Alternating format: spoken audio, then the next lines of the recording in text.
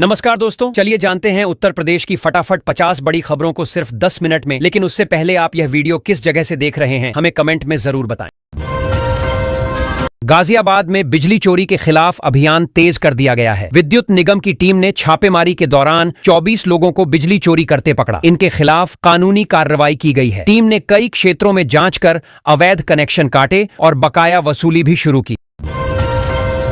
UP में KCC loan पर बड़ा अपडेट आया है। अब कर्जा न चुकाने वाले किसानों की जमीन नीलाम की जाएगी। इसके लिए बैंकों से ऐसे किसानों की पूरी लिस्ट मांगी गई है। सरकार ने कहा है कि यह कदम आरण अनुशासन बढ़ाने और कृषि क्षेत्र में वित्तीय प्रणाली मजबूत करने के लिए उठाया गया है। गाजियाबाद में यूपी ट्रेड शो स्वदेशी मेला का भव्य आगाज हुआ। मेले का शुभारंभ कैबिनेट मंत्री आशीष पटेल करेंगे। इस मेले में देश भर के उद्यमी अपने स्वदेशी उत्पाद प्रदर्शित कर रहे हैं। आयोजन का उद्देश्य वोकल फॉर लोकल को बढ़ावा देना और छोटे उद्योगों को बाजार उपलब्ध कराना है। वरासत कराने पहुंचे बेटे को तब झटका लगा जब पता चला कि उसके पिता की जमीन किसी और के नाम रजिस्ट्री हो चुकी है। फर्जी दस्तावेजों के आधार पर हुई इस रजिस्ट्री से इलाके में सनसनी फैल गई। पीड़ित ने पूरे मामले की शिकायत पुलिस और राजस्व विभाग से की है। गाजियाबाद में एक घर के अंदर घुसे बंदर ने 11 घंटे तक हड़कंप मचा दिया। वन विभाग और नगर निगम की टीम उसे पकड़ने में नाकाम रही। बंदर के उत्पात से लोगों में अफरा तफरी मच गई। देर रात काफी मशक्कत के बाद टीम ने बंदर को सुरक्षित पकड़ा और जंगल में छोड़ा। त्योहारों में बढ़ती भीड़ को देखते हुए रेलवे ने बड़ा कदम उठाया है। अब यात्री अपनी ट्रेन छूटने के कम से कम 30 मिनट पहले प्लेटफॉर्म पर पहुंचेंगे। यात्रियों की सुविधा के लिए 15 अक्टूबर से स्टेशन पर 5 नए होल्डिंग एरिया खोले जाएंगे, जहां वे आराम से इंतजार कर सकें। गाजियाबाद के एक होटल में अचानक आग लगने से अफरा तफरी मच गई। आग लगते ही होटल में ठहरे लोगों में भगदड़ मच गई। सूचना पर पहुंची फायर ब्रिगेड की टीमों ने कड़ी मशक्कत के बाद आग पर काबू पाया। फिलहाल किसी के हताहत होने की खबर नहीं है। यूपी में प्राइवेट स्कूलों को बड़ी राहत मिली है। अब सरकार ने व्यवस्था की है कि नियमों के तहत योग्य प्राइवेट स्कूलों की मान्यता अपने आप स्थायी हो जाएगी। योगी सरकार ने इसे शिक्षण संस्थानों की सुरक्षा और संचालन में सुगमता बढ़ाने के लिए लागू किया है। गोरखपुर में सीएम योगी आदित्यनाथ ने कहा कि अब लक्ष्मी गणेश की प्रतिमाएं चीन से नहीं आती, बल्कि हमारे अपने कलाकार टेराकोटा से सुंदर मूर्तियां बना रहे हैं। उन्होंने इसे आत्मनिर्भर भारत की दिशा में बड़ा कदम बताया और स्थानीय कारीगरों को प्रोत्साहित करने की अपील की। गाजियाबाद में स्वास्थ्य विभाग ने सतर्कता बढ़ाते हुए मेडिकल स्टोर और दवा निर्माता कंपनियों से कफ सिरप के 23 सैंपल लेकर जांच के लिए भेजे हैं। विभाग ने दवाओं की गुणवत्ता पर सख्त निगरानी शुरू कर दी है। संदिग्ध सैंपल की रिपोर्ट आने के बाद कार्रवाई की जाएगी। गाजियाबाद विकास प्राधिकरण ने अवैध निर्माणों पर बड़ी कार्रवाई करते हुए इस इलाके में कई इमारतों को जमींदोज कर दिया। अभियान के दौरान टीम ने भारी पुलिस बल की मौजूदगी में कार्रवाई की। अधिकारियों ने बताया कि अवैध निर्माणों के खिलाफ यह अभियान आगे भी जारी रहेगा। यूपी के स्कूलों के लिए सरकार ने नया फरमान जारी किया है। अब विद्यार्थियों को आंख दिखाना, डराना या धमकाना भी अपराध की श्रेणी में माना जाएगा। शिक्षा विभाग ने सभी स्कूलों को निर्देश दिए हैं कि ऐसे मामलों में तुरंत कार्रवाई करें, ताकि स्कूलों में अनुशासन और सुरक्षित माहौल बना रहे। माफिया अतीक की अलीना सिटी में पीडीए ने बड़ा अभियान चलाया। बुलडोजर के जरिए 50 बीघे की अवैध प्लाटिंग को पूरी तरह ध्वस्त कर दिया गया। अधिकारियों ने बताया कि अवैध निर्माणों पर यह कार्रवाई शहर में कानून और व्यवस्था बनाए रखने के उद्देश्य से की गई है। यूपी में हुए विमान हादसे के बाद जेट एविएशन के निदेशक ने कहा कि यह हवाई पट्टी लैंडिंग और टेक ऑफ के लिए उपयुक्त नहीं थी। उन्होंने सुरक्षा मानकों और आवश्यक सुविधाओं की कमी की ओर ध्यान दिलाया। हादसे की जांच के बाद भविष्य में बेहतर इंतजाम सुनिश्चित करने की बात कही गई। यूपी में बारिश से क्षतिग्रस्त 2/3 सड़कें अब भी गड्ढा युक्त हैं। विभाग ने दावा किया है कि दिवाली तक सभी सड़कों को गड्ढा मुक्त कर दिया जाएगा। अधिकारियों ने कहा कि मरम्मत का कार्य तेज किया गया है और विशेष टीमों को नुकसान की ज्यादा प्रभावित जगहों पर भेजा गया है। यूपी के इस जिले में 60 नकल माफिया पुलिस की पकड़ में आ गए हैं। अधिकारियों ने बताया कि अब इन पर 5-5 लाख रुपए के मुचलके भी लगाए गए हैं। पुलिस ने कहा कि नकल रोकने के लिए अभियान जारी रहेगा और शिक्षा संस्थानों में सख्ती बढ़ाई जाएगी। आधार सत्यापन के लागू होने के बाद एसएससी परीक्षाओं में फर्जी उम्मीदवारों यानी लेखकों की संख्या में कमी आई है। अधिकारियों का कहना है कि कठोर दंड और कड़े नियमों के चलते अब फर्जीवाड़ा करना मुश्किल हो गया है। इससे परीक्षा प्रक्रिया और परिणामों की विश्वसनीयता बढ़ी है। यूपी में प्रवासी मजदूर और नागरिक अब इस योजना का लाभ लेकर अपने गांव से जुड़ रहे हैं। मंत्री ने कहा कि यह कदम विकास की दिशा में नई पहल है। उन्होंने स्थानीय रोजगार, बुनियादी सुविधाओं और ग्रामीण जीवन स्तर सुधारने पर जोर दिया ताकि गांवों में स्थायी प्रगति सुनिश्चित हो सके। विकसित यूपी विजन डॉक्यूमेंट के लिए जनता ने जोरदार भागीदारी दिखाई। प्रदेशवासियों ने कुल 35.5 लाख सुझाव दिए, जो विभिन्न विकास क्षेत्रों जैसे शिक्षा, स्वास्थ्य, सड़क, उद्योग और ग्रामीण विकास से जुड़े हैं। अधिकारियों ने कहा कि इन सुझावों को योजना में शामिल कर प्रदेश को समग्र और सतत विकास की दिशा में आगे बढ़ाया जाएगा। सपा प्रमुख अखिलेश यादव का फेसबुक पेज सस्पेंड हो गया है। इस पर सपा नेताओं ने गहरा विरोध जताते हुए मेटा पर सवाल उठाए हैं। उन्होंने पेज को तुरंत बहाल करने की मांग की और इसे लोकतांत्रिक अधिकारों पर हमला बताया। सोशल मीडिया पर इसकी चर्चा तेजी से बढ़ रही है। कानपुर के एक पुराने प्लास्टिक ड्रम गोदाम में जोरदार आग लगी। हादसे से आसपास अफरा तफरी मच गई और इलाके में धुएं का गुब्बार फैल गया। फायर ब्रिगेड की टीम मौके पर पहुंचकर आग पर काबू पाने में जुटी है। लोगों को सुरक्षा के लिए निकाला गया। यूपी पुलिस विभाग में बड़ा फेरबदल किया गया है। 4 आईपीएस अधिकारियों का तबादला किया गया है। मुख्यमंत्री योगी आदित्यनाथ की सरकार ने इस संबंध में आधिकारिक आदेश जारी किया है। अधिकारियों को नई जिम्मेदारियां और पोस्टिंगें सौंप दी गई हैं। यूपी से गुजरने वाली वंदे भारत समेत कई प्रमुख ट्रेनों के रूट में बदलाव किया गया है। इसके साथ ही उनकी टाइमिंग में भी बदलाव हुआ है। यात्रियों को नई रूट और समय के अनुसार यात्रा की योजना बनाने की सलाह दी गई है। राज्य में दिव्यांग छात्रों के लिए विशेष कैंप आयोजित किया जाएगा। इस कैंप में छात्रों का पंजीकरण किया जाएगा और उन्हें शिक्षा से जोड़ने के लिए आवश्यक सहायक उपकरण मुहैया कराए जाएंगे। इसका उद्देश्य दिव्यांग छात्रों की पढ़ाई में सुविधा और समावेशिता बढ़ाना है। यूपी में दिवाली से पहले खाद्य सुरक्षा को लेकर ताबड़तोड़ छापेमारी की गई। जांच के दौरान 112 बोरी संदिग्ध आटे को सीज कर लिया गया। विभाग ने अनियमितताओं पर कड़ी कार्रवाई की है ताकि त्योहार के समय लोगों को सुरक्षित और गुणवत्तापूर्ण खाद्य सामग्री मिल सके।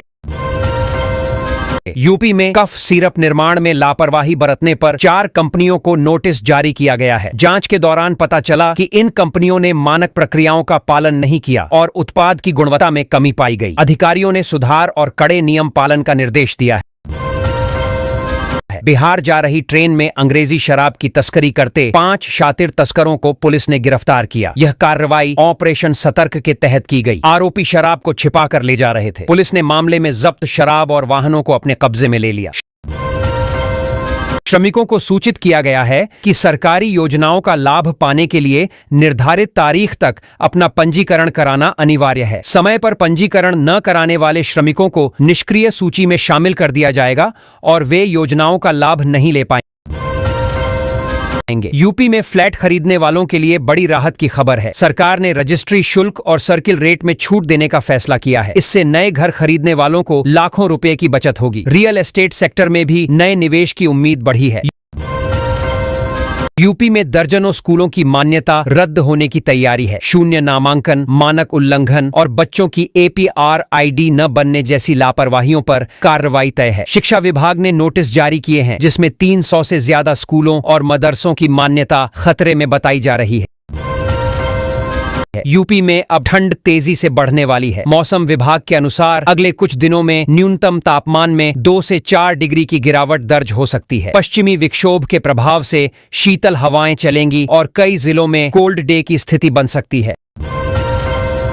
यूपी में वृद्धा पेंशन के लाभार्थियों के लिए खुशखबरी है। सरकार ने जुलाई, अगस्त और सितंबर तिमाही की पेंशन राशि जारी कर दी है। यह पैसा 15 से 30 सितंबर के बीच सीधे लाभार्थियों के बैंक खातों में भेजा जाएगा। विभाग ने भुगतान प्रक्रिया शुरू कर दी है। यूपी में करोड़ों की सरकारी जमीन से अवैध कब्जा हटाने के लिए प्रशासन ने बड़ी कार्रवाई की। 2 बार नोटिस देने के बावजूद कब्जाधारियों ने जगह खाली नहीं की, जिसके बाद नगर निगम ने बुलडोजर चलाकर निर्माण ढा दिए। अधिकारियों ने चेतावनी दी, आगे भी कार्रवाई जारी रहे। रहेगी। यूपी के गोरखपुर जिले में 128 करोड़ रुपए की लागत से अत्याधुनिक बस स्टैंड बनाया जाएगा। इस बस अड्डे में एयरपोर्ट जैसी सुविधाएं होंगी, जिसमें food court, AC waiting hall और डिजिटल टिकट सिस्टम शामिल है। परियोजना का काम नवंबर से शुरू होकर 2 साल में पूरा होगा। यूपी के मुख्यमंत्री योगी आदित्यनाथ ने कानून व्यवस्था की समीक्षा बैठक की। उन्होंने अधिकारियों को निर्देश दिया कि उपद्रवियों और अपराधियों के खिलाफ पूरी सख्ती बरती जाए। मुख्यमंत्री ने कहा कि प्रदेश में शांति और सुरक्षा सुनिश्चित करना प्राथमिकता है और अपराधियों पर कठोर कार्रवाई हो। यूपी के प्रतापगढ़ में आवासीय योजना को तेजी से लागू करने के लिए कदम बढ़ाए गए हैं। इसके तहत भूमि अधिग्रहण और विकास कार्यों पर कुल 1234 करोड़ रुपए खर्च किए जाएंगे। परियोजना में आधुनिक आवास, बुनियादी सुविधाएं और सामाजिक इंफ्रास्ट्रक्चर शामिल होंगे। यूपी के बेसिक शिक्षा विभाग ने 2800 शिक्षकों की पुरानी पेंशन लागू करने के लिए विवरण मांगा है। ये शिक्षक नई पेंशन योजना में शामिल नहीं हुए थे और अब उन्हें पेंशन में पुराने नियमों के अनुसार लाभ मिलेगा। वरासत कराने पहुंचे बेटे को तब झटका लगा जब पता चला कि उसके पिता की जमीन किसी और के नाम रजिस्ट्री हो चुकी है। फर्जी दस्तावेजों के आधार पर हुई इस रजिस्ट्री से इलाके में सनसनी फैल गई। पीड़ित ने पूरे मामले की शिकायत पुलिस और राजस्व विभाग से की है। गाजियाबाद में एक घर के अंदर घुसे बंदर ने 11 घंटे तक हड़कंप मचा दिया। वन विभाग और नगर निगम की टीम उसे पकड़ने में नाकाम रही। बंदर के उत्पात से लोगों में अफरा तफरी मच गई। देर रात काफी मशक्कत के बाद टीम ने बंदर को सुरक्षित पकड़ा और जंगल में छोड़ा। त्योहारों में बढ़ती भीड़ को देखते हुए रेलवे ने बड़ा कदम उठाया है। अब यात्री अपनी ट्रेन छूटने के कम से कम 30 मिनट पहले प्लेटफॉर्म पर पहुंचेंगे। यात्रियों की सुविधा के लिए 15 अक्टूबर से स्टेशन पर 5 नए होल्डिंग एरिया खोले जाएंगे, जहां वे आराम से इंतजार कर सकें। गाजियाबाद के एक होटल में अचानक आग लगने से अफरा तफरी मच गई। आग लगते ही होटल में ठहरे लोगों में भगदड़ मच गई। सूचना पर पहुंची फायर ब्रिगेड की टीमों ने कड़ी मशक्कत के बाद आग पर काबू पाया। फिलहाल किसी के हताहत होने की खबर नहीं है। यूपी में प्राइवेट स्कूलों को बड़ी राहत मिली है। अब सरकार ने व्यवस्था की है कि नियमों के तहत योग्य प्राइवेट स्कूलों की मान्यता अपने आप स्थायी हो जाएगी। योगी सरकार ने इसे शिक्षण संस्थानों की सुरक्षा और संचालन में सुगमता बढ़ाने के लिए लागू किया है। गोरखपुर में सीएम योगी आदित्यनाथ ने कहा कि अब लक्ष्मी गणेश की प्रतिमाएं चीन से नहीं आती, बल्कि हमारे अपने कलाकार टेराकोटा से सुंदर मूर्तियां बना रहे हैं। उन्होंने इसे आत्मनिर्भर भारत की दिशा में बड़ा कदम बताया और स्थानीय कारीगरों को प्रोत्साहित करने की अपील की। गाजियाबाद में स्वास्थ्य विभाग ने सतर्कता बढ़ाते हुए मेडिकल स्टोर और दवा निर्माता कंपनियों से कफ सिरप के 23 सैंपल लेकर जांच के लिए भेजे हैं। विभाग ने दवाओं की गुणवत्ता पर सख्त निगरानी शुरू कर दी है। संदिग्ध सैंपल की रिपोर्ट आने के बाद कार्रवाई की जाएगी। गाजियाबाद विकास प्राधिकरण ने अवैध निर्माणों पर बड़ी कार्रवाई करते हुए इस इलाके में कई इमारतों को जमींदोज कर दिया। अभियान के दौरान टीम ने भारी पुलिस बल की मौजूदगी में कार्रवाई की। अधिकारियों ने बताया कि अवैध निर्माणों के खिलाफ यह अभियान आगे भी जारी रहेगा। यूपी के स्कूलों के लिए सरकार ने नया फरमान जारी किया है। अब विद्यार्थियों को आंख दिखाना, डराना या धमकाना भी अपराध की श्रेणी में माना जाएगा। शिक्षा विभाग ने सभी स्कूलों को निर्देश दिए हैं कि ऐसे मामलों में तुरंत कार्रवाई करें, ताकि स्कूलों में अनुशासन और सुरक्षित माहौल बना रहे। माफिया अतीक की अलीना सिटी में पीडीए ने बड़ा अभियान चलाया। बुलडोजर के जरिए 50 बीघे की अवैध प्लाटिंग को पूरी तरह ध्वस्त कर दिया गया। अधिकारियों ने बताया कि अवैध निर्माणों पर यह कार्रवाई शहर में कानून और व्यवस्था बनाए रखने के उद्देश्य से की गई है।